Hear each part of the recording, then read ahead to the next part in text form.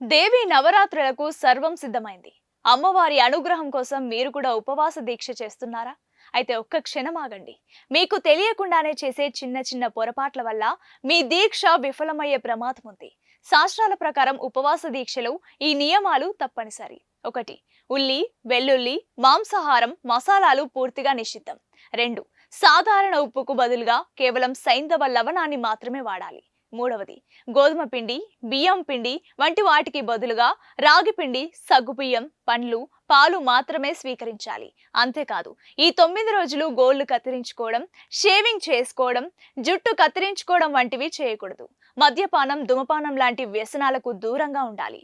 బ్రహ్మచర్యాన్ని పాటించడం అత్యంత ముఖ్యం. పరిశుభ్రతే పరమాత్మ స్వరూపం. కాబట్టి ఇల్లు, శరీరం రెండూ శుభ్రంగా ఉంచుకోవాలి. మరి మీలో ఎంతమంది ఈ నవరాత్రి దీక్షను తీసుకుంటున్నారు? కింద కామెంట్స్ లో చెప్పండి.